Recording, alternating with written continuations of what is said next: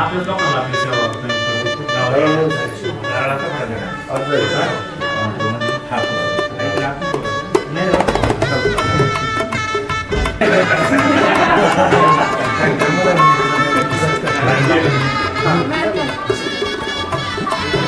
Madam झाली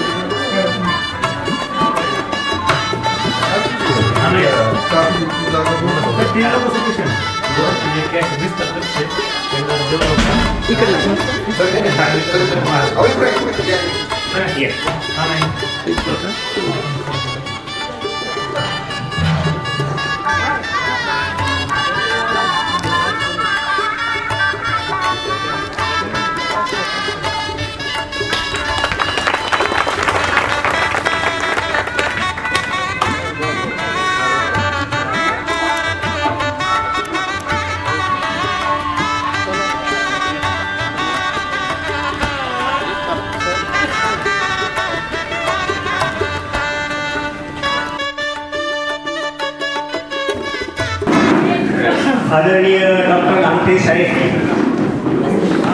यांच्या हस्ते आणि आपल्या सर्वांच्या उपस्थितीमध्ये नुकतंच या ठिकाणी शाखेचं उद्घाटन झालेले आहे.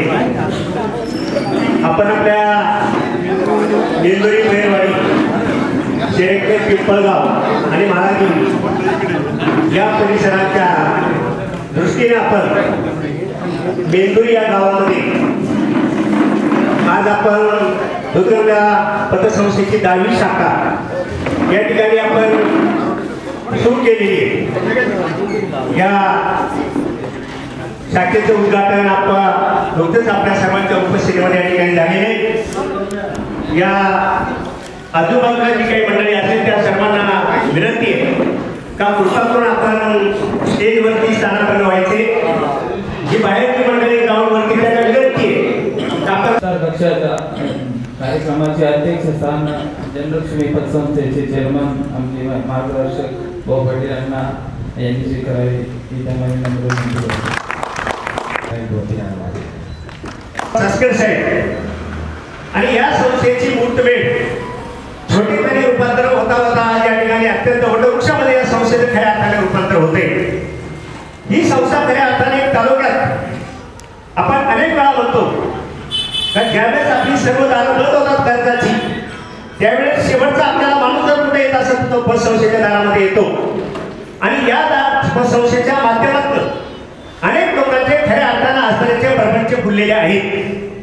त्यासाठी लागणारे अडचणी असेल, विहीर बांधकाम असेल, विहीर खोदायचं काम असेल, लग्नाचं काम असेल, घराचं काम असेल, या कामासाठी खऱ्या अर्थानं या तालुक्यामध्ये परिवर्तन जे घडवलं असेल तर ते म्हणजे या पतसंस्था चळवळीच्या माध्यमातून. सास्कर साहेबांनी आपल्याला सर्वांना ज्ञात आहे अनेक ठिकाणी शाखा जवळपास 9 शाखा या तालुक्यामध्ये या दूधगंगा पतसंस्थेच्या माध्यमातून चालू केलेल्या आहेत.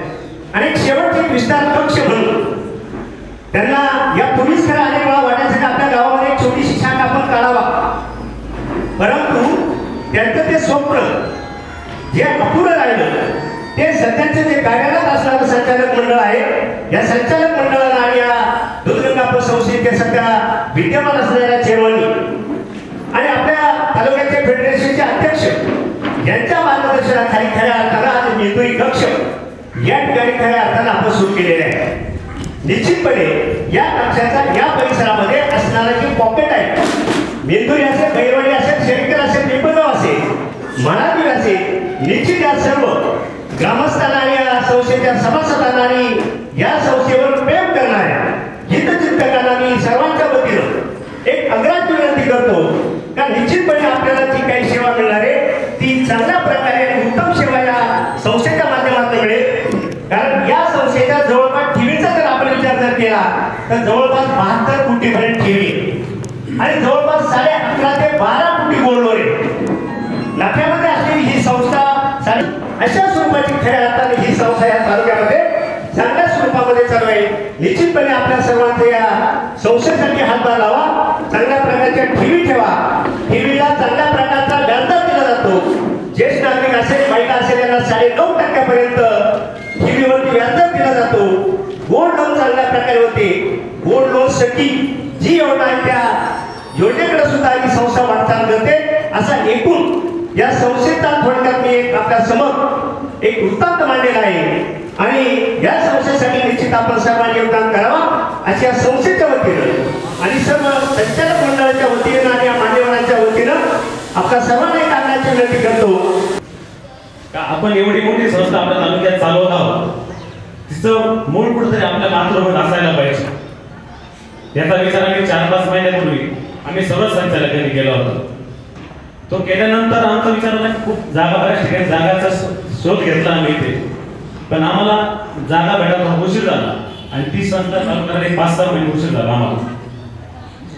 या संस्थेचा जर विचार केला, आम्ही साधारणतः जुलैमध्ये नवीन बॉडी तयार केली, थोडा तरुण वर्गाचा सहभाग आम्ही याच्यामध्ये घेतला आणि संस्थेची प्रगतीचा जर आलेख मांडायला ठरला याच्यामध्ये, तर 1 वर्षापूर्वी साधारणतः या संस्थेचे टीव्ही 46 कोटी होत्या, ते आज 1 वर्षामध्ये 24 कोटींनी वाढून 72 कोटी बाहेर गेलेला आहे। संस्थेची गुंतवणूक 15 कोटीच्या पुढे संस्थेच्या सहकार्याच्या नियमानुसार आपण केलेली आहे। ह्या वर्षाचा मागच्या वर्षाचा ताळेबंद बघता संस्थेची पूर्ण उलाढाल ही 250 कोटी जास्त होती आणि ती ह्या वर्षी एका वर्षात आपण 650 कोटी पुढे गेलो। आमचा लवकरच ती संस्था 100 कोटीच्या आसपास आम्हाला खात्री आहे। आमच्या कर्मचाऱ्यांचं काम या सगळ्यांची लगन बघता का ह्या एका वर्षामध्ये आपण 100 कोटी क्रॉस करून 1000 पुढे होल्ड आहे संस्थेची करणार।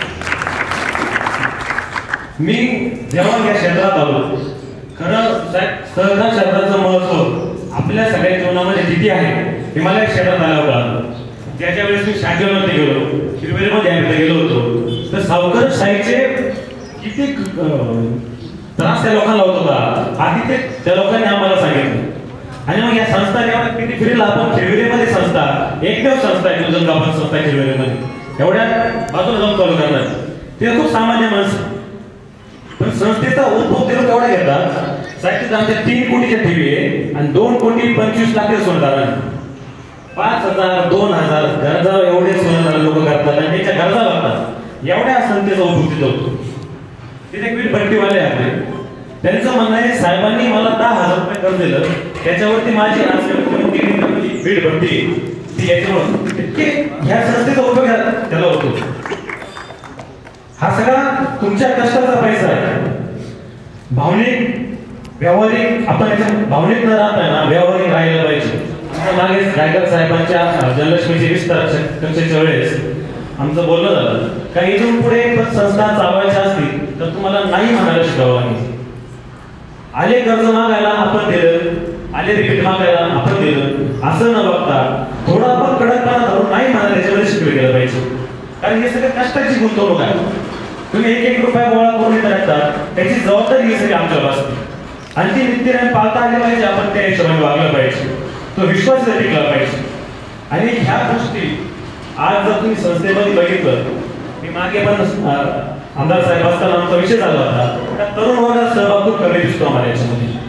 त्याच्यामुळे भाऊ पाटील अण्णा आणि आम्ही खूप साऱ्या संस्थांना भेटी दिल्या, खूप सारे प्रशिक्षण अटेंड केले आणि मॉफर जातो का ह्या संस्थेला कॉर्पोरेट लेवलशी तुम्हाला स्पर्धा करण्यासाठी आपण काय बदल करू शकतो याचा आपण अभ्यास केला पाहिजे। मध्ये आम्ही अलिबागला गेलो होतो, बऱ्याच ठिकाणी वर्कशॉप केले आणि त्या निमित्ताने आज आपल्या बँकेमध्ये आपण डिजिटल बँकिंगच्या याच्यामध्ये जवळ 70% पुढे गेलो।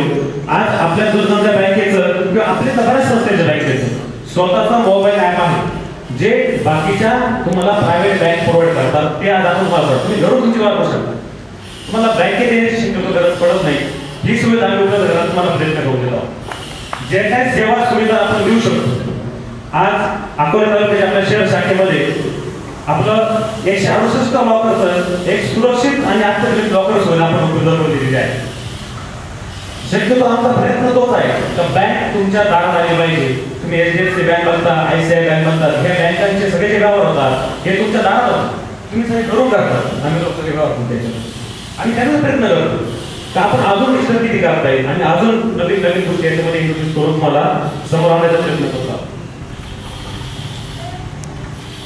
त्याचीच आपल्या जिव्हाळ्या संस्था आहे, कारण प्रायव्हेट फायनान्स बँकिंगमध्ये जर विचार केला, तुम्ही काय मुथूट फायनान्स मध्ये सोडणार करायला गेलो तर दाखवताना 16% असतं, पण घेताना कमीत कमी 26 ते 30% पर्यंत व्याज देतात आणि त्या सुविधा आमच्या सगळ्या संस्था म्हणजे आपल्या सगळ्या सहकारी संस्था आपल्याला 12% व्याज देतात. ती दुर्गंगा असू द्या, जनलक्ष्मी असू द्या, लक्ष्मी असू द्या, गोवासाहेब असू द्या, अगस्त्य असू द्या, जास्तीत जास्त तुम्हाला ठेवीला व्याज दर आणि कमीत कमी कर्जाला व्याज दर कसं प्राप्त होता येईल याचा आम्ही नेहमी अभ्यास करतो आम्ही. त्याचा फायदा आपल्या जनतेला झाला पाहिजे आणि तसा विश्वास आजपर्यंत सर्व जनतेने आमच्यावर दाखवलेला आहे. तो विश्वास टिकावा त्याच्यावर प्रयत्न करतो. पण आजकाल आपण बघितलंय खूप साऱ्या बाहेरच्या संस्था आपल्यामध्ये येऊन पाहतात. त्यांच्या व्याजाचे आकडे तुम्ही कधी ऐकले? कोण 13.8 देता येईल, कोण 12% देता येईल, कोण 14% देता येईल. पण हा अभ्यास प्रत्येक व्यक्तीने केला पाहिजे की जी ठेव आपण ठेवतो तिचं व्याज जर 13 आणि 14% भेटायला लागलं तुला कर्ज किती टक्के वाटेल? त्याला कर्ज 18% पुढे वाटावं लागेल आणि 18% जर कोणी कर्ज घेईल का? माझा कर्ज कोणी घेतलं नाही तर तुमच्या व्याजाचा परतावा कसा होईल? हा साधा नियम याच्यामध्ये आहे का बायफर्केशन तुमच्यातून याच्यामध्ये डिफरन्स कमीत कमी 3 ते 4% पाहिजे. आम्ही लोक तुम्हाला जर 9% व्याज देतो तर सहकार नियमाचा अभ्यास करून आम्ही कर्ज 13 ते 14% वाटतो म्हणजे 4% डिफरन्स ठेवून लागतो. आम्ही सगळ्यांनी ठरवून घेतलेले कारण 9.5% वर्षी तो कर्ज केलं तुमचं ठेवीचं व्याज गेलंच नाही पाहिजे आणि त्याने कशाच आम्ही चालू लागलो. तो अभ्यास सर्वांनी आपण केला पाहिजे. आपल्या ठेवी सुरक्षित राहायला पाहिजे. बाहेरचा व्यक्ती इथे येऊन संस्था काढणार, उद्या त्या संस्थेला काही बाधा आली आणि तो जर निघून गेला तुम्ही कुणाकडे जाणार आहात? आम्ही छाती ठोकपणे सांगतो तुमच्या सगळ्या ठेवी आमच्याकडे कायम सुरक्षित असाल आणि त्याला जबाबदार आम्ही उभे कायम समोर उभे आहोत. त्याची काळजी तुम्ही, तो विश्वास तुम्ही दाखवलेला आहे. पण तुम्ही कोणी फुटू नये, पुढे जाऊ नये यासाठी हे सांगायचं मला गरज वाटते. किंवा या संस्था जर टिकवायच्या असतील तर जे कोणी कर्ज घेतात त्यांना सुद्धा ह्या निमित्तानेच मी आवाहन करतो तर तुम्ही जे कर्ज घेतात ते जर वेळेत भरलं तर आम्हाला सुद्धा आता सरकारचे निकष उपकरण आलेले त्या कारवाई करायची आम्हाला वेळ कधी येणार नाही. कारण ती जर कधी वेळ आली तर तुमच्या आमच्या सहकार आम्हाला दुरावा निर्माण होणार, तो कधी निर्माण होऊ नये. तेव्हा ते कर्ज वेळेत भरता आलं पाहिजे. कारण जेवढा तुमचा कर्जदार जबाबदार तेवढा जामीनदार जबाबदार. आज तुमच्या जप्त व्हायला पहिले 3-4 वर्ष लागायचे ते लगेच होतात. आज आमच्याकडं ऍसेट रिकन्स्ट्रक्शन कंपनी म्हणून स्थापन झाली. ती काय करते? समजा आता बरेच आपल्या भागामध्ये जे कर्जदार आहेत त्यांच्या कर्ज नाही फेडलं तर आपण त्यांच्या जमिनी जप्त करतो. जप्त केलेल्या जमीन लिलाव करायला गेलं तर गावाचा कोणी माणूस घेत नाही. त्यासाठी ऍसेट रिकन्स्ट्रक्शन कंपनी अशी एक शासकीय कंपनी स्थापन केलेली आहे तर ती त्या जमिनी विकत घेऊन नंतर कालांतराने त्याचे ऍसेट तयार करून ते नंतर विकण्याचा प्रयत्न करतात आणि बँकाला त्याच्यावर मुक्त करून टाकतात. आणि ती वेळ आपल्याला वाटत नाही आपल्या जवळच्या माणसावरती वेळ यावं. तेव्हा तुम्ही सगळे नियमित राहिले की हे व्यापार कोणावरती येणार नाही याची सगळ्यांनी काळजी घेऊन या संस्था टिकवल्या पाहिजे. अण्णा आम्ही म्हणजे भाऊ पाटील लोरेचे अध्यक्ष आणि आम्ही खूप सारा अभ्यास करून खूप साऱ्या नवीन योजना आणल्या. आपण नवीन प्रकारे तुम्हाला ठेवीमध्ये व्याज कसं देऊ शकतो. आम्ही अगस्ती पेन्शन म्हणून योजना आणली. रिटायर्ड लोक जे असतात त्यांची जर ठेवी आपल्याकडे असतील त्यांना मासिक व्याज द्यायचा जेणेकरून त्यांचा खर्च त्या व्याजात भागला गेला पाहिजे. नंतर आम्ही सोने तारणामध्ये विविध योजना आणला. लोकांचं आम्ही जे सोने तारण देतो 60%, 65% त्याचं भागत नसेल तर आता आम्ही 85% सोने तारणावरती पैसे द्यायला लागलो. सोबत आता सरांनी उल्लेख केला आम्ही गोल्ड सखी म्हणून योजना आता लॉन्च करतो. याच्यामध्ये त्या योजनेमध्ये आम्ही तुम्हाला सोने खरेदीसाठी कर्ज देतो. सोने खरेदी कर्जामध्ये ते सोनं तारण आमच्याकडे असणार आहे. पण आजच्या सोन्याच्या बाजारभावाच्या निमित्तानं कधी बघितलं तर हे सोनं खरेदी करणं अवघड झालं. 1,20,000च्या पुढे बाजार गेलेला आहे. सामान्य माणसाला सोनं खरेदी करायचं म्हटलं तर त्याला त्याची पुंजी वर्षभराचं बजेट आहे ते पण हवं जाईल एवढं अवघड आहे. त्यात मुलीचं लग्न आलं, मुलांचं लग्न आलं, स्त्रीधन करायची वेळ आली तर एकदम 5-5 तोळे म्हटलं तर 10,000 लाख रुपये तुम्हाला खर्च येणार आहे. त्यासाठी आम्ही असं योजना केली का 20% रक्कम जर तुम्ही भरली तर 80%चा अर्थसहाय्य की तुम्हाला संस्था करेल. ते पैसे संस्थेचं तारण असेल त्याला एक लईतले 9% पर्यंत एक हप्ता आम्ही भरून दिलेला आहे. त्याला व्याज बसणार. तो हप्ता नियमित भरायचा 12 महिने सोडून तुमची ताकद असणार. खरेदी तुम्ही आजच्या भावात करणार. बऱ्याचशा स्कीम अशा चालू आहे तुम्ही हप्ते भरतात पण खरेदी कधी करतात वर्षाच्या एंडला करतात. त्यावेळेचा बाजारभाव आणि आजच्या बाजारभावामध्ये खूप मोठा फरक आहे. उदाहरण दिलं तर मागच्या जानेवारीत 58,000 बाजारभाव होता आणि ह्या जानेवारीमध्ये तो 80 आणि आता ते 1,20,000. आणि त्याच मिनिटाला सोनं घेऊन तुमचं आमच्याकडे तारण असणार आहे. तारणासारखे हप्ते भरायचे तो सोनं घेऊन जायचं. आपण सगळे ग्रामस्थ इथं उपस्थित राहिला त्याबद्दल सर्वांचे आभार मानतो. संस्था नेहमीच तुमच्या सेवेत आहात. ही संस्था तुमचीच आहे असा समजून नेहमी तुमच्यावर विश्वास ठेवा. तुमचे आशीर्वाद शुभेच्छा नेहमी आमच्या संस्थेवर असू द्या. ही बोलून मी संपवतो. धन्यवाद. त्यांची आठवण करावी ती कैलासवासी विठ्ठलराव चासकर साहेब. अनेक वर्ष त्यांनी फेडरेशनचे अध्यक्षपद भूषवलं आणि भूषवत असताना त्यांनी या तालुक्यामध्ये पतसंस्था कशा चालवाव्यात याचं जसं खांद्यावर आपण एखादं ओझं घेतो तसं ओझं साहेबांनी घेतलं आणि या प्रत्येक संस्थेमध्ये जाऊन संस्था कशा चालवाव्यात असं मार्गदर्शन केलं. आणि ते गेल्यानंतर त्यांच्या जोडीला जे भाऊ पाटील नवले साहेब आता मात्र त्यांनी त्यांच्याही पुढे 2 पाऊल टाकून ती छोटी पतसंस्था असू द्या किंवा मोठी असू द्या पण पतसंस्था माझी आहे असं तालुक्यामध्ये त्यांनी आता सध्या काम करायचं ठरवलंय आणि प्रत्येक संस्थेला भेट देतात. या संस्थेच्या चेअरमन साहेबांनी सांगितलं की या ठिकाणी संस्था का काढली,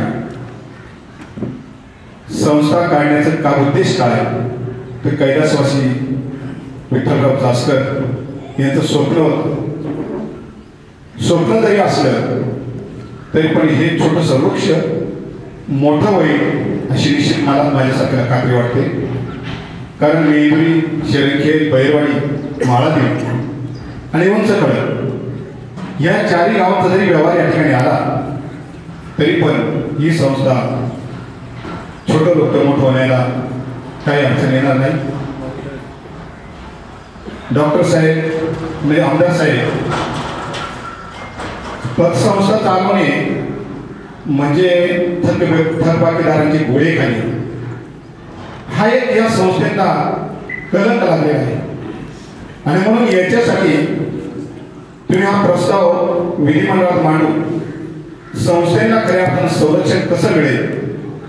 थकबाकीदारांना जर एखादा आमचा अधिकारी गेला, माणसं कर्ज घेताना गोड गोड बोलतात, 1ही रुपया हप्ता थकवला नाही, परंतु 1-2 हप्ते थकल्यानंतर त्यांना किती समजून सांगा आणि शेवटी आमच्या कर्मचाऱ्यांना आग्रह करण्याचं काम ते करतात. आणि म्हणून खऱ्या अर्थाने कर्जदारांना हे शब्द वापरणे गैर आहे.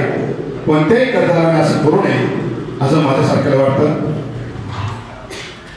चासकर साहेब म्हणजे चेअरमन साहेब काही पतसंस्था रिबीट देतात. हा अत्यंत घाणेरडा प्रकार आहे. कोणत्याही कर्जदाराला 1 रुपया सुद्धा नाही, 10 पैसे सुद्धा रिबीट देऊ नका. तो कर्जदार कुठल्याही प्रकारचं कर्ज थकवणार नाही. पण झालं कसं, त्या माणसाला रिबीट मिळतं, तो त्या आशेवर जातो, पण त्याला माहीत नसतं 1 रुपया रिबीट जर मिळालं तर त्यावेळेस त्याचं मात्र 3 रुपयाच्या पतसंस्थेकडे कर्ज झालेलं असतं आणि मग त्याला 1 रुपया रिबीट मिळून काय फायदा. आणि म्हणून रिबीट न देता कोणत्याही पतसंस्थेने कोणालाही रिबीट न देता आपापल्या परीने ते कर्ज वसूल करावं, तरच या पतसंस्था टिकतील. नाहीतर खूप कर्ज थकवायचं आणि रिबीट द्यायचा आणि मग वसूल करायचं, त्यालाही काही अर्थ नाही. आणि कर्ज देताना तुम्ही सांगितलं खऱ्या अर्थाने माणसाला तपासली पाहिजे, पण कोण कोणाचं मन तपासणार. परंतु कर्जदारांनी आणि कर्जदाराला करणाऱ्या शिफारसवाल्यांनी किंवा जामीनदारांनी हे सगळ्या गोष्टी पाहून आता मात्र कर्ज घेतलं पाहिजे. कर्ज हे गोड बोलून शक्यतो दिले पाहिजे. आमच्या नवरे साहेबांनी खऱ्या अर्थाने तो एक चांगला फायदा केला. तर जमिनीवर कर्ज द्यायचं नाही, गोड बोलून कर्ज द्यायचं, तो एक फायदा आहे पतसंस्थेचा. आणि या सगळं बघत असताना कर्मचारी सुद्धा त्या संस्थेमधला त्याच मापामध्ये वागला पाहिजे. एखादा समोर ग्राहक आला त्यालाही त्या कर्मचाऱ्यांनी चांगली वागणूक दिली पाहिजे. आणि जी कर्मचाऱ्याकडे कला आहे, पतसंस्थामध्ये करायचं काम खऱ्या अर्थाने कर्मचाऱ्यांच्या हातात आहे, ते त्यांनी केलं पाहिजे. गंगा पतसंस्थेचा पाया रोवला गेला, त्याचा वृक्ष झाला. या प्रसंगी विठ्ठलराव चासकरांचं आठवण स्वाभाविक आहे. आणि खरं तर आधीचे 10 वर्ष ज्यांच्यामुळं विठ्ठलराव चासकर आपल्यामध्ये राहिले त्या आदरणीय त्यांच्या अर्धांगिनी हेमलता विठ्ठलराव चासकर मॅडम. कारण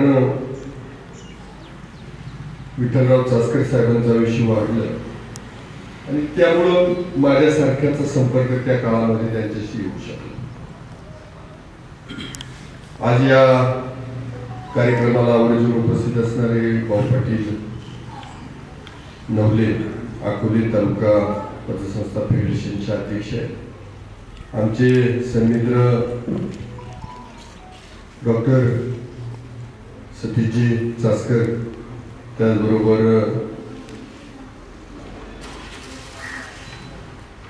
आदरणीय अमितजी येवले ह्या गावचे सरपंच कैलासराव शेळके, सुधाकर आरोग्य सर, अशोकराव आरोग्य, त्याचबरोबर सकाराम प्राध्यापक Sakaram Chaskar sir, doctor Nitinji Chaskar chairman विद्यापीठ पतसंस्था, त्याचबरोबर एवढ्या ज्यांनी मार्गदर्शन केले ते भाऊसाहेब कासार, पत्रकार भाऊसाहेब चासकर सर, सर्व संचालक कर्मचारी व ग्रामस्थ मंजुरी आणि परिसरातील सर्वजण. मला यात आमचे मित्र योगेश देशमुख संचालक, त्याचबरोबर आमच्या गावच्या उपसरपंचाचं नाव घ्यावं लागेल. तुमचे जरी कर्मचारी असेल तर संतोषजी बनसोडे उपसरपंच आणि सर्वच उपस्थित. मी पत्रिका पाहिली आणि त्यामध्ये ह्या 10व्या शाखेचा तुम्ही विस्तार कक्ष सुरू करताय. पण त्यातलं मला सगळ्यात जे ब्रीदवाक्य भावलं ते अर्थरक्षिती रक्षिता. म्हणजे जर तुम्ही जाणून बुजून संपत्तीचं धनाचं रक्षण केलं तर ते रक्षण होणार आणि कधी तो तुम्ही प्रयत्नच नाही केला म्हणजे अशा हातात पैसे येतात तशी निघून जातात. आपण पाहिजे माझ्यासारख्याला तर काय डाव्यातून आला मुलातून गेलं काय तपास होता. तर याच्यामध्ये जाणून बुजून तुम्हाला हे सगळं करावं लागतं. आणि खरं तर अकोले तालुक्याचा सहकार पतसंस्था हे सगळं सोसायटीतून सहकार सुरुवात झाली. नंतर सावकारशाहीवर मात करून पतसंस्था पुढे आली. सोसायटीने पीक कर्जाच्या माध्यमातून हे सगळं केलं बँकेपर्यंत. नंतर ती भूविकास बँक कृतीमध्ये ट्रॅक्टर वगैरे द्यायची, सरकारनं मध्ये बरं केलं, सगळं माफ करून टाकलं. आणि आता ह्या पतसंस्थांच्या माध्यमातून सगळं समजा तालुक्यात आणि सगळीकडेच हे चाललं. पण पतसंस्था म्हणजे काही ठळक नावं येतात. गायकवाड साहेब, मधुभाऊ नवले, त्याचबरोबर भाऊ पाटील नवले, यांचे नाव घेतल्याशिवाय तो सहकार पुढे जाऊ शकत नाही. आलं लक्षात? चासकर साहेब, ह्या लोकांनी तो सहकार मोठा केला, जोपासला. तर तुम्ही आजही सांगतो, उद्या सांगतो, ही पतसंस्था माझ्या सांगते का मी उद्या वेळी. तर याच्यामध्ये त्याच्यात जाणीवपूर्वक ह्या लोकांनी, आणि नवीन पिढी काय येत नाही. मी भाऊ पाटलांशी बोलत होतो तर नवीन पिढी म्हणताय काय एवढं सगळं राबून आमचं काय, जिथं आमचं काय हा प्रश्न येत होता तिथं लय विस्तार नाही. झोपून घेऊन काम करून संसार लोकांची फुलताना पाहून आनंद झाला की मला वाटतं सहकाराचा वटवृक्ष व्हायला वेळ लागत नाही. आता सगळ्या इतक्या टीव्ही येत आहे. मी मगाशी सांगत होतो मला ते आवडलं की परत तर पहिल्या काळात बघा तुम्ही की जोपर्यंत लोनची सुविधा नव्हती बँकांची तर माणूस रिटायर्ड व्हायचा, मग ती गाडी बिडी घ्यायचा, त्याची भेटला काय भेटायचं, मग बंगला बांधायचा, मग त्याचं सगळं सुरू व्हायचं. आता तुमच्या खिशात 50,000 असले ना तर तुम्ही फॉर्च्युनर करून येऊ शकता, काहीच नाही का. त्याचा परिणाम असा काय झाला की त्यांच्याकडे पैशाचे नव्या गाड्या घ्यायला लागल्या, मग जुन्या गाड्या घ्यायला आपोआप किमती कमी झाल्या. म्हणजे आज फोर व्हीलरची टू व्हीलरची संख्या खूप झाली आहे. तसंच घराचं पण झालं कर्ज काढायचं. आता तुम्ही वाटलं आमच्या मायमाऊलीला दागिने घ्यायचे, इच्छा पण नाही घेऊ शकत, मग बऱ्याच वेळा बेंडिक्सवरच भागावं लागतं. तर तुम्ही आता चांगलं केलं की घेतानाच त्याला कर्ज उपलब्ध करून द्यायचं, दागिने आपण वापरला आणि त्याची टप्प्याटप्प्यानं फेड करायची. आणि सोन्याचे जर आत्ता रिझल्ट झाले, नाहीतर सोन्याचे जर तुम्ही पाहत असाल तर 1 वर्षाभर दुप्पट झाले. आता दिवाळीपर्यंत काहीतरी स्थिर राहणार आहे. हा, आणि ते एकदा हे तर मग तुमचं सोनंच परत जरी विकलं गेलं तर मला वाटतं तुम्ही जेवढं कर्ज भरले, मला वाटतं या गाड्या फिरण्यापेक्षा हा ही स्कीम एकच फायदेशीर मला लागलं.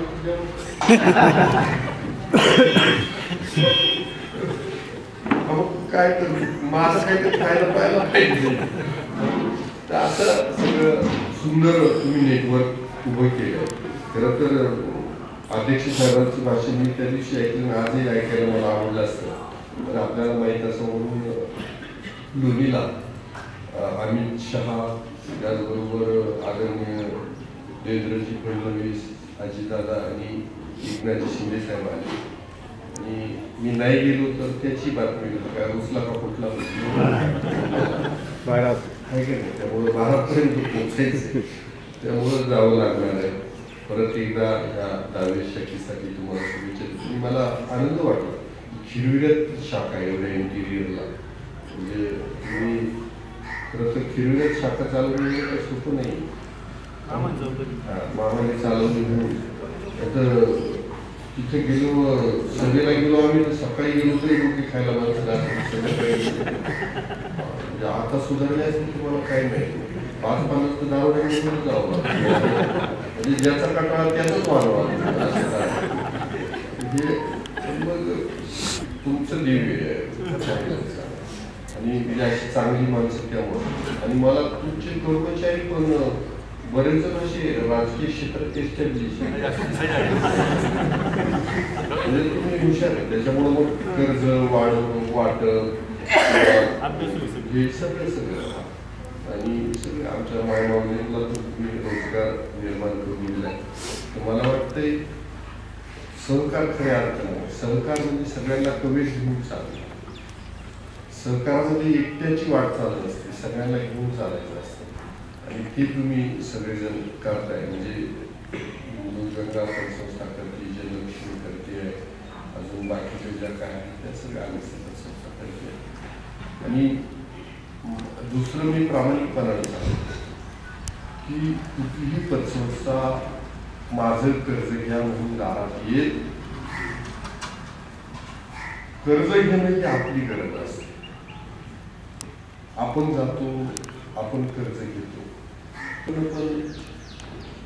आवश्यक आहे. कारण तिथं जो गुंतवणूक आहे तर याच्यात तुम्ही जे असाल ते गुंतवणूकदारच असतील, ज्यांनी आमच्यासारखे गुडवे येते काय कोणी इथे येणार नाही. मी माझंच घेत असतो, काय लोकांची मोठं नाही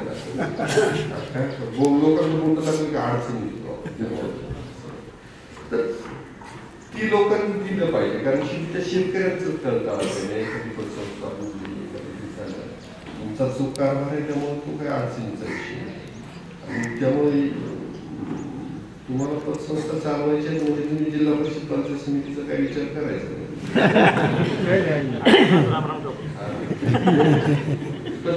काय अडचण तिकडं आलं की सगळं ताळमेळ बिघडलं. आणि काय होतं की राजकारण हे एवढं अवघड क्षेत्र आहे की एकदा माणूस हिरीला पेटला ना फार बैल गाई विकायला तयार, म्हणजे त्याच्यातून फार सगळं आहे ना. काही महाभाग असते पैसे कमवायला वगैरे राहतात, त्यांचा विषय सुरू दूध त्याचा प्रश्न. पण असं सगळं आहे. त्यामुळं अजून भाऊ पाटलांचं सरांचं ऐकणार आहे. मी तुमची सगळ्यांची दिल्ली व्यक्त करून राजावे घेतो, कारण शेवटी मला माझ्या कामानिमित्त म्हणजे असं काही नव्हतं की ज्ञानाचे धडे ऐकायला मला अशी मोगम भाषणं ऐकण्यापेक्षा हे अर्थकारण नामकरण काय ऐकायला मला खरंच आवडतं. सुरेश राव आहेत आमच्या ऐकायला, सुरेश राव खूप बदलला विषय झाला आमचा असं काय होतं की आमच्या स्थानिकात आणि बरेच काही बदलले असेल चांगली आपण सगळे मिळून काम करूया आणि पतसंस्था हा शेवटी अर्थकारणाचा काम आहे, शेतकऱ्याचा काम आहे. त्याच्यावर शेतकरी उभारलाय, व्यापारी उभारलाय.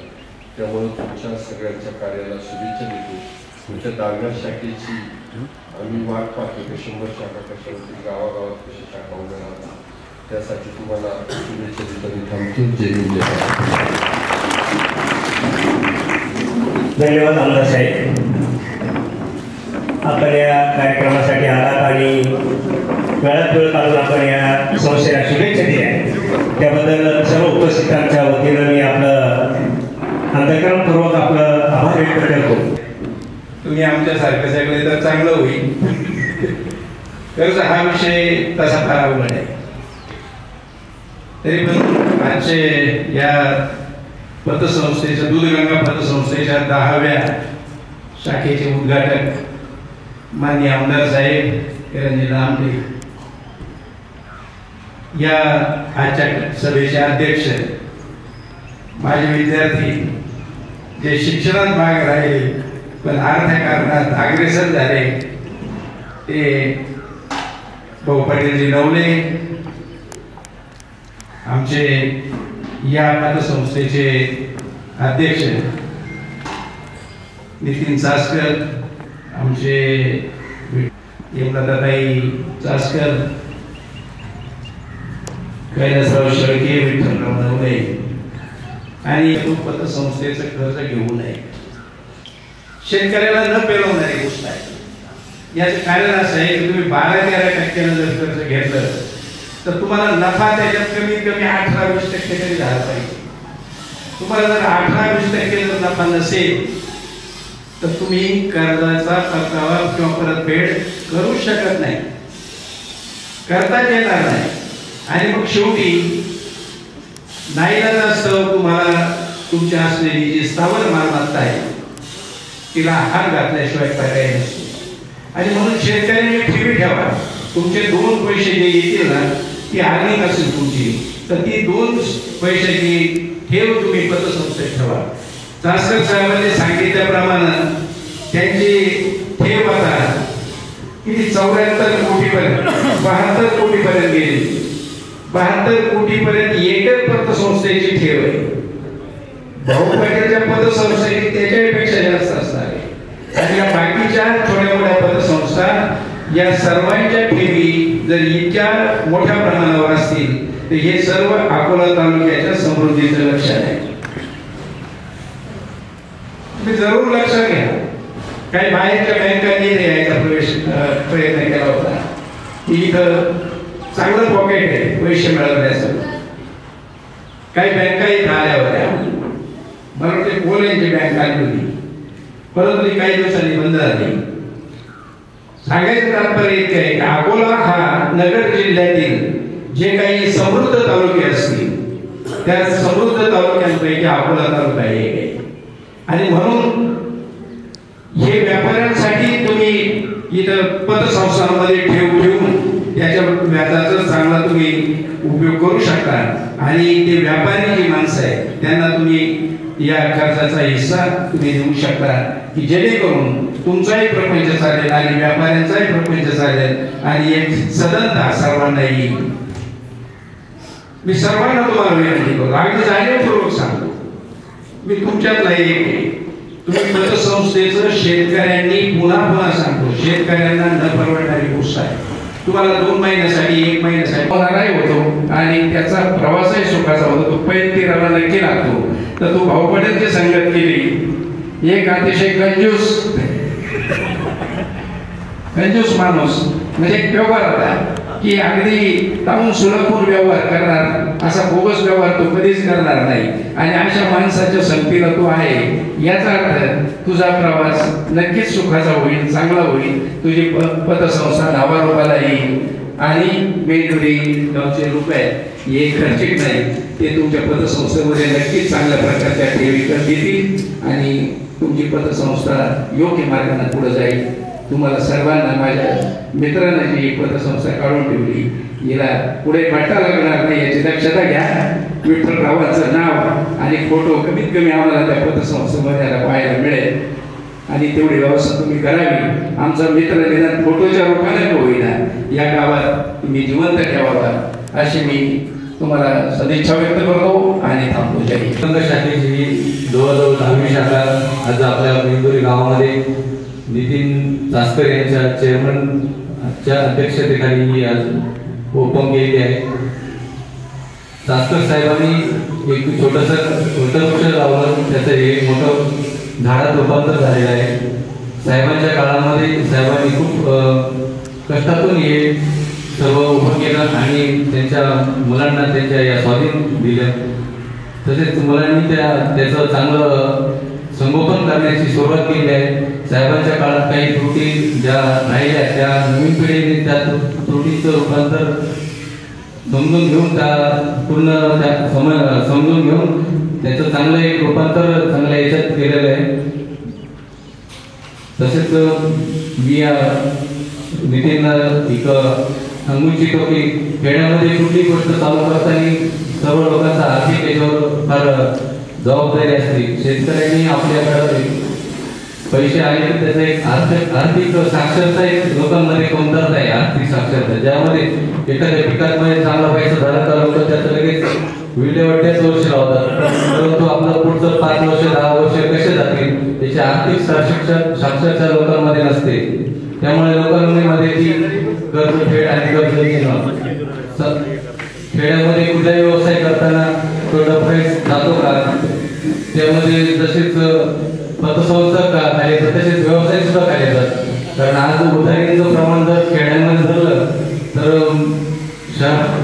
शहराच्या तुलनेमध्ये खेड्यामध्ये सगळे कुठलाही बिझनेस करा खेड्यामध्ये उधारीचं प्रमाण जास्त असतं. उधारीचं प्रमाण वाढलं की ते कालांतराने 5 वर्ष 10 वर्ष तो माणूस करतो, नंतर 10 वर्षांनी तो थकतो आणि तो व्यवसाय त्याला बंद करण्याची मागणी येते. शहरामध्ये ते उधारीचं प्रमाण कमी असतं.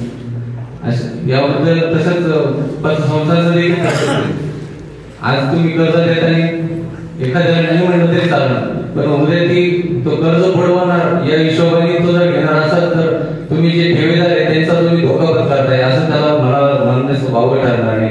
त्यामुळे कर्ज देताना तुम्ही तुमच्या त्या लोकांना न बळी पडता त्याचं पूर्ण तुमच्या टीमने त्याचं पूर्ण अवलोकन करून मग कर्ज द्यावं, जेणेकरून तुमचे ठेवीदार आहे या ठेवीदारांनी कुठल्याही प्रकारचं तुमच्या पतसंस्थेच्या कुठल्याही रोषाला बळी पडावं लागणार नाही.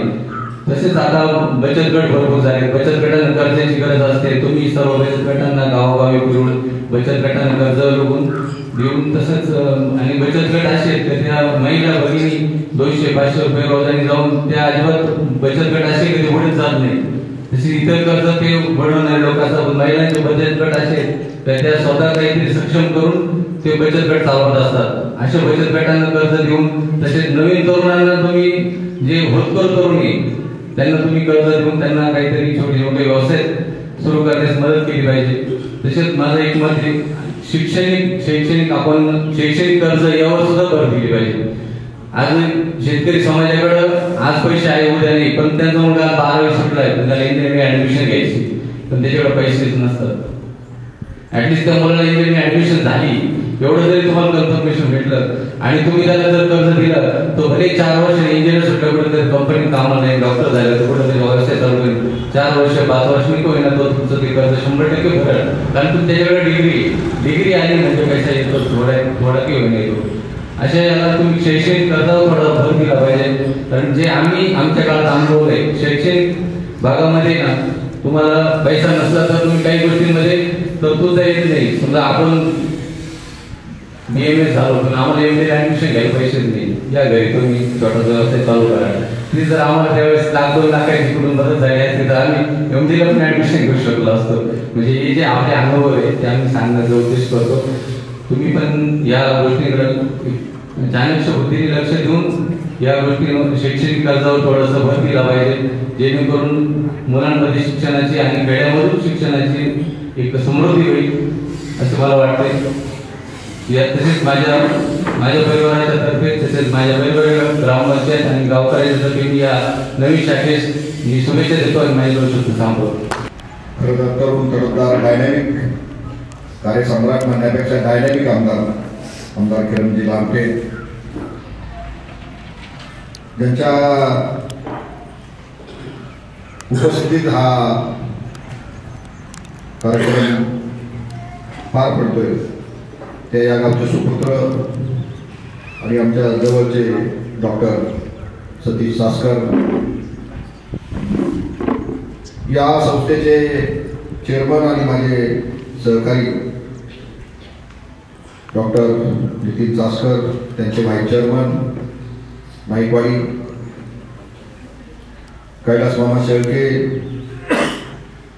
विठ्ठल मामा, माझे गुरुवर्य आरोटे सर, शिवाजीराव आरोटे, सासकर सर, विठ्ठल सासकर यांनी हे रोपटं लावलं आणि बरेच हिंदोळे खात खात ही संस्था आज खऱ्या अर्थानं पायावरून आमदारपणे कुठल्याही प्रकारचा धोका केला नाही अशा अर्थाने उभी आहे. हिंदोळे या अर्थाने मी म्हणेल की ह्या संस्थेने खरं तर खूप चेअरमन पाहिजे आणि यावर्षी हा चेअरमन, पुढच्या वर्षी तो चेअरमन, पुढच्या वर्षी या गटाचा, पुढच्या वर्षी त्या गटाचा, ज्या संस्था एका माणसाच्या ताब्यात राहिल्या त्या सगळ्याच संस्था डॉक्टरांनी मी खूप संस्थांबरोबर भेटी दिलेल्या, प्रत्येक संस्थेला खूप 50 संस्थेला भेटी दिली एकाच वर्षात. सासकर साहेबांच्या गेल्याच्या नंतर आम्ही दोघं बरोबर आहोत. हिंदोळ्याचं अजून एक कारण असं की नावात साधारण झालं आणि शेजारच्या मृदुंगाला संस्था अडचणीत आली आणि त्या नावाच्या साधारण्यामुळं थोडाफार कमी फटका आपल्या पतसंस्थेला बसला. अतिशय सासकर साहेब गेल्याच्या नंतर डॉक्टर नितीन सासकरला संचालक मंडळात घेण्याचा आग्रह देखील माझाच. मी आणि सासकर साहेब गेली 25 वर्ष आम्ही बरोबर आहोत. ते माझे जवळचे नातेवाईक आहेत, पण नातेवाईकापेक्षा ते माझे फार जवळचे मार्गदर्शक आणि मित्र होते. इथं माझी आत्या आज कुठं जायचं, वाडीला जायचं. डॉक्टर सतीश सासकरांच्या घरावरून आमचा जाण्याचा रस्ता असायचा आणि डॉक्टर सासकर तुम्ही किती म्हटले, मी या गावात खूप वेळा आलेलो आहे, माझी आत्या या गावची आहे. तुमची परिस्थिती खूप पूर्वीपासून खूप चांगली आहे, तुमच्या बाबांपासून चांगली. मग तर पुढं सासकर शिकले, तुमचे दुसरे चुलते शिकले, मग शिक्षणाचे तर तुमच्याकडे नागाच आहे. अतिशय चांगलं सदन कुटुंब हे सासकर कुटुंब होतं. मग आमचे काका सुखदेव काका आणि मग विठ्ठलराव सासकरांचं घर, माझी एक चुलती देखील सासकरांची आहे की त्यांच्या सासकर सर हे देखील माझ्या चुलतीच्या घरात. ह्या गावचा खरं तर मी खूप जवळून अभ्यास केला, खूप जवळून, कारण या गावचा आम्हाला एकमेव आत्या आणि एकमेव नातेवाईक. ह्या गावाला पूर्वीपासून आम्ही पायी यायचो. पूर्वी काय कुठल्याच प्रकारची सुविधा दळणवळणाची नव्हती, पायी यायचं. यावर्षी आम्ही या बाजूला जर आलो तर उंचकडवरून एक खरकाळीवरून असं पायी मेंदोरी, आणि त्या बाजूला जर आलो नवरीवाडीवरून तर त्या बाजूला पहिले उभं राहायचं. तो खमीस का काहीतरी एक नावाडी होता, त्याला मोठमोठ्या धक्का मारायच्या नदीवरूनच. मग त्याला या बाजूला त्या बाजूला बोलवायचं आणि मग या बाजूला यायचं. आम्ही 8-8 दिवस, 10-10 दिवस, 15-15 दिवस उन्हाळ्यात ह्या गावात राहिलो. त्यावरची परिस्थिती आणि यावरच्या परिस्थितीमध्ये आमूलाग्र बदल झाला, खूप मोठा बदल झाला. इतिहास सांगायचं कारण असं का मी खूप वर्षांनी आमचे मामा आणि मावळं राहत होतो, तिथं डोकावलं. तिथं कुठल्याच प्रकारचा अवशेष आमच्या मामाचा किंवा आमच्या मावळीचा काही कुटुंबात राहिला नाही, सगळे बाहेर निघून गेले. तिथे पिंपळाचा पार होता, तिथं आता देऊळ झाले आणि आमच्याकडे वाढलं ते हायलीला व्हायचे आणि नदीला पाण्यात जायचो, ते रांगोळी करायचो. अशा प्रकारचा लहानपणाचा खूप मोठा इतिहास मी या गावात पाहिला आहे. त्या गावची परिस्थिती त्यावेळेस शिक्षणात हे गाव तालुक्यात अग्रेसर होतं. डॉक्टर बंगाल त्या काळात पहिले तालुक्यातील दोन्ही डॉक्टर झाले. वकील देखील, आता वकिलांना सांगायला थोडंसं माझ्या दृष्टीने अडचणीच आहे, पण वकील देखील पहिला वकील मेंदुरीचा झाला. त्याचा काही फारसा इतिहास चांगला नाही, पण हे गाव अतिशय पुढारलेलं गाव आहे, अतिशय समृद्ध गाव आहे, अतिशय विचारी राजकारणात समाजकारणात. ह्या गावचा तसा परिणाम ह्या 5 गावावर झालेला आहे. शेरणकर, महादेवी,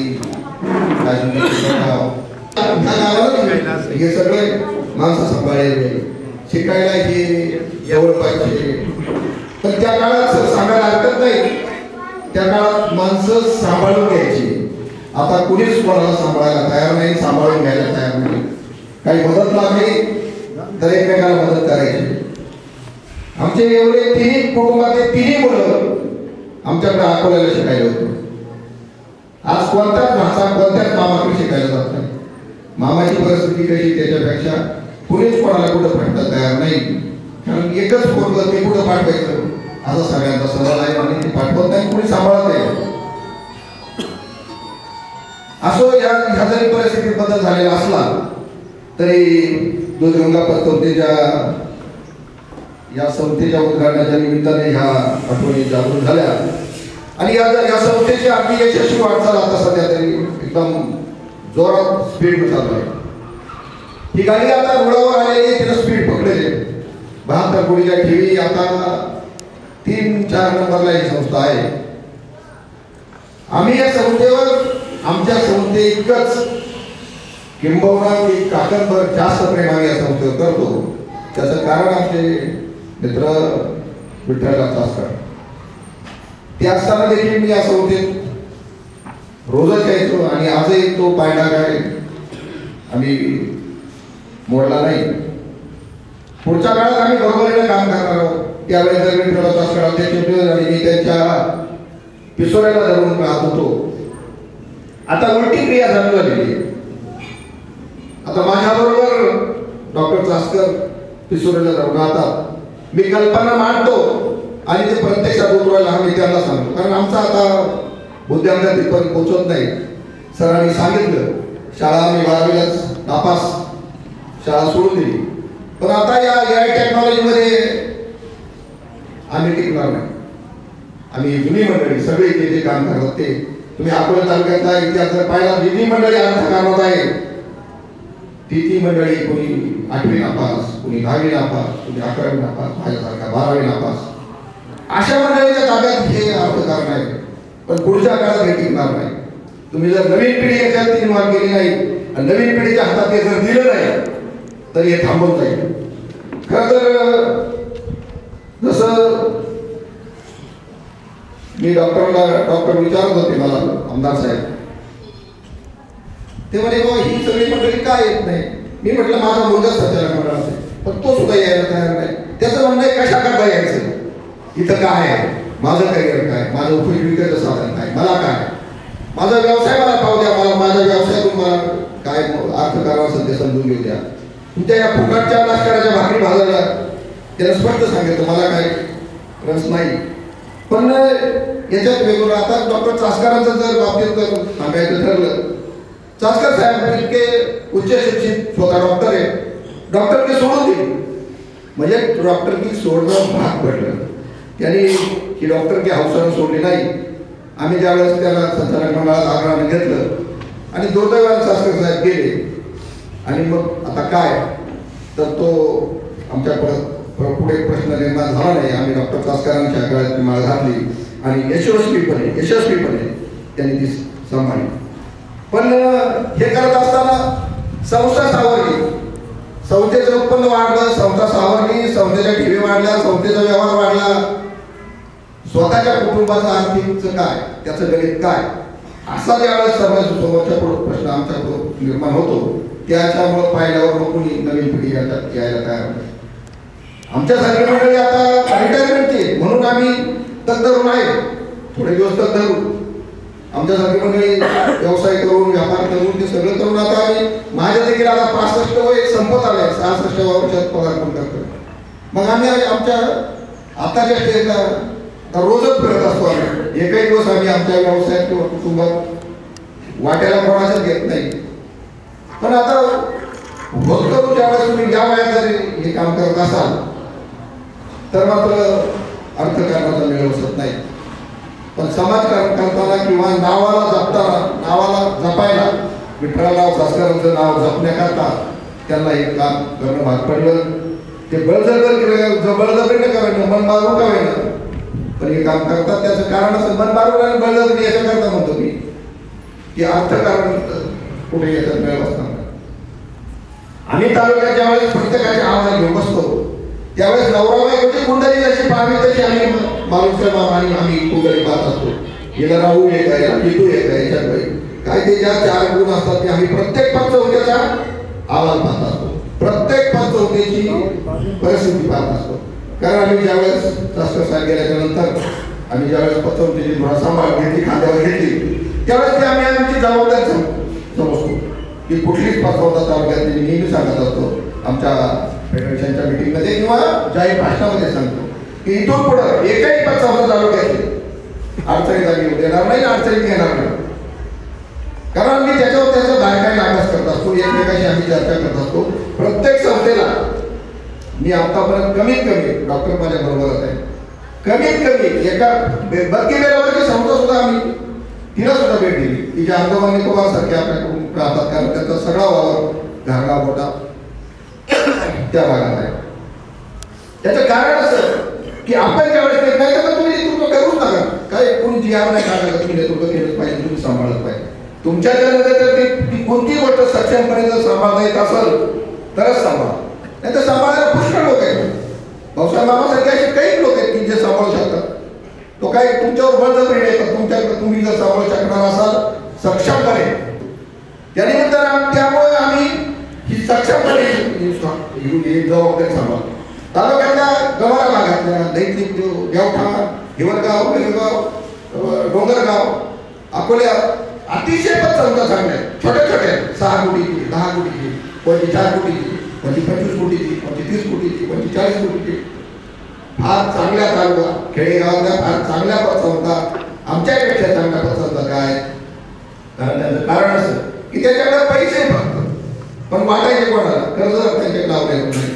ज्यावेळेस आमच्याकडे हा प्रश्न निर्माण झाला माझ्याकडे, आम्ही लॉकडाऊन लागू झाला, ज्या दिवशी लॉकडाऊन लागला त्या दिवशी आम्ही विचार केला, मी स्वतः विचार केला एक रात्रभर की काय करता येईल. आता लॉकडाऊन लावला, पैसे वसूल होणार नाही, कर्जदार येणार नाही, मग काय करायचं. आम्ही त्या दिवशी निर्णय घेतला आणि सगळ्या प्रकारचे कर्ज त्या दिवसापासून आम्ही बंद केले. त्याच दिवशी दुसरा दिवस देखील आमच्याकडं सर सांगायला हरकत नाही, तुम्ही म्हणा काही पण आमच्याकडं नाही म्हटलं तरी हुकुमशाही आणि हिटलरशाही. दुसऱ्या दिवशी त्याला सकाळी निर्णय लावला आणि कुठल्याच प्रकारचं कर्ज वाटप करायचं नाही. मग संस्था चालेल कशी, कर्ज वाटलं पाहिजे, उत्पन्न आलं पाहिजे, नाही उत्पन्न आलं तर तुमच्या टीव्हीचे व्याज कसं द्यायचं. मग आम्ही सोने तारणावर भर दिला आणि सोने तारणावर फार मोठी झेप आम्ही घेतली. आम्हीच नुसती घेतली नाही, आम्ही जे उपयोग नाही मागचे देखील आमच्या बरोबरीने आले पाहिजे. प्रत्येक संस्थेला मग असेल की तालुक्यातल्या सगळ्या संस्थेला सांगितलं तुम्ही आता हे काय ह्या प्रकारचे कर्ज बंद करा आणि सोने तारण बोला. माझं सोने तारण सर सांगायला हरकत नाही, 96 कोटी आम्ही काल परवा क्रॉस केले आणि आम्ही 100 कोटीचा एक कार्यक्रम करणार आहोत. 100 कोटी सोने तारण्याचा कार्यक्रम ती परवाच कालच आमच्या ITIच्या शाखेत उद्घाटनाच्या वेळेस मी त्यावेळेस सांगितलं की 96 कोटी, पण मी लगेच माझं महत्वाचं सांगितलं की आम्ही 100 कोटीचा कार्यक्रम करणार आहोत. आम्ही 100 कोटी ज्यावेळेस केले त्यावेळेस आम्ही दुसऱ्याकडे पाहतो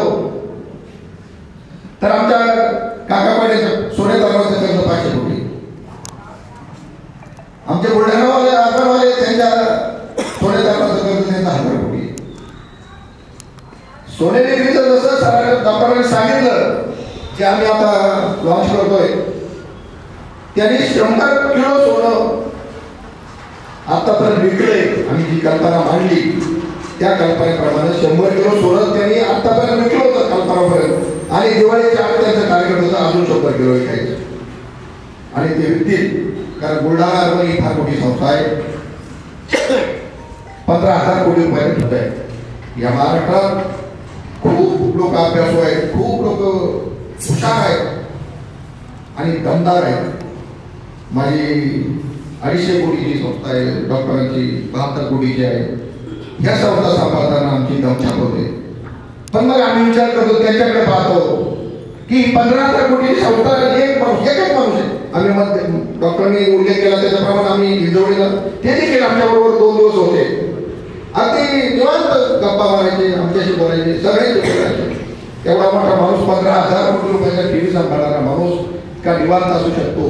तर मग आम्हाला नेमकी याचा काय लोड येतो? 250 कोटी सांभाळायला काय होतं, 72 कोटी सांभाळायला आम्हाला तर इतका लोड येतो. पण मग कदाचित ती कपॅसिटी आमची नसावी, त्यांची विचार असावी असं मी त्याचा समज करतो. म्हणून मग आम्ही आणि शेतकऱ्याला कर्ज सर्वांना देऊ नये, त्यांनी देऊ नये, आम्ही पण देऊ नये, पण मोठी लावणे. समजा एखाद्याने जमीन घेतली, आज तर जमीन तर घेणं कुणालाही शक्य नाही, पण त्या काळात आमच्या काळात सर खूप लोकांनी जमिनीला कर्ज दिले, खूप लोकांनी घेतलं, खूप लोकांना आम्ही दिलं. पण त्याचा चांगला बरा वाईट अनुभव आला तर त्याचं एक तुम्हाला उदाहरण सांगायला हरकत नाही सर, की तुमच्या मुद्द्यावर परत येईल. पण आता काकांनी एक पुस्तक छापलं, त्यांनी सगळ्या त्याच्या जीवनाचा, त्यांनी त्या संस्थेचा सगळा इतिहास मांडला आणि त्याचा मुखपृष्ठ छापलंय. मुखपृष्ठावर 2च चित्र आहे त्याच्यावर. कर्जदार कर्ज घेताना मांजरीसारखा मांजराचं चित्र दाखवलंय, आणि कर्जदार वसुलीला गेल्यावर आमच्या माणसं गेल्यावर कसा राहतो तो वाघासारखा, असे 2 चित्र आहेत. आम्ही डॉक्टरांनी आम्ही त्याचं चित्र काढलं, त्याची झेरॉक्स काढून टाकली. कर्ज घेताना तो मांजरासारखा असतो आणि कर्ज भरायला गेल्यावर मात्र तो वाघ होतो, असं त्यांनी चित्र दाखवलंय. ते अगदी तंतोतंत खरंय. पण वाघाला सांगायला हरकत नाही, वाघाला आता इथून पुढे तुमची खायला नाही. आम्ही परवा तर मी कालच जनलक्ष्मी पतसंस्थेच्या वसुली करता का गाडी आणली आहे. आम्ही आमच्या संस्थेची गाडी घेतली, फक्त वसुली करता. त्याला सगळ्या बाजूला वसुली पथक असं रंगवायची राहील. ती आणली होती मी आज दाखवायला, रंगवले नाही, मग त्याच्यामुळे नाही दाखवता आली. पण तिला सगळ्या बाजूला जनलक्ष्मी पतसंस्था वसुली पथक असं लिहिणार आहे. आणि तालुक्यातल्या सगळ्या पतसंस्थांना सगळ्यांना गाडी घेणं शक्य नाही, सगळ्यांना तो खर्च द्यायला होणार नाही. पण त्याचं नेतृत्व आम्ही करताना मग आम्ही सगळ्या संस्थांना ती गाडी देणार आहे की तुम्ही आमची गाडी घेऊन जा वसुलीला. काय 2-5 रुपयाचे डिझेल, काय 2-5 गॅस, भाडं काय ते आम्हाला नको, ती आमची जबाबदारी आहे. मग ती वसुलीची गाडी घ्या आणि तुमचा वसूल करा. आम्ही मात्र कोणाचाही वसुलीला हायवे करत नाही आणि कोणालाही दया नाही. इथे जवळचा त्याला आमचा, पण सांगायला हरकत नाही सर, आमचे लोक कर्ज विनासाहेब वाढतात. आम्ही सगळ्यात तालुक्यातला सगळ्यात मोठा माणूस मोठे साहेब यांना देखील कर्ज दिलं, आणि सायकल गरीबाच्या गरीब माणसाला सायकलीला कर्ज दिले आतापर्यंत. पण सगळा अनुभव आमचा चांगला आहे. त्याचं कारण असं का हे वसुली तुमच्या कर्ज वाटपात आहे, तुम्ही कसं कर्ज वाटप करता त्याच्यावर हे डिपेंड आहे. पुढच्या काळात जुन्या काळात जी जुन्या घटना घडल्या त्या जुन्या काळात जे झालं ते झालं, पण इथून पुढच्या काळात आम्ही सर्वजण त्या दक्षता घेतो. खरं तर खेडेगाव पातळीवर किंवा गाव पातळीवर शहरात अशा चर्चा होत नाही, पण गाव पातळीवर मात्र त्याची कुठेही ठेवू नये किंवा ज्याचा प्रत्येक पतसंस्थेत रुपया नाही तो काठे जास्त करतो. तुम्ही एखाद्याला विचारायचं, समजा एखादा जर पतसंस्थेची बोलत असाल त्याला विचारा, बाबा तुझ्या एखाद्या खात्यात एखाद्या पतसंस्थेत कोणत्या असू द्या, तुझ्या आवडीच्या, तुझ्या पसंतीच्या, तुझ्या नातेवाईकाच्या, तुझ्या मित्राच्या पतसंस्थेत एखादी तरी रुपये ठेवाय का तुझी? ज्याच्या ह्या पतसंस्थेत 1 रुपयाची ठेव नाही कुठल्या, तो रिकामी उठा ठेव करतो असं माझ्यासारख्याला वाटतं. खेडेगावात मी तर शाखा खेडेगावात कोणती संस्था आणणार आहे, कोण आणणार आहे शाखा? ICICI आणि नाही, HDFC आणि नाही, कुठली स्टेट बँकिंग नाही, कुठलीच बँक, कुठलीच व्यवस्था, कुठलीच खाजगी बँक ही सेवा देऊ शकत नाही. त्या सेवा आम्ही देतो.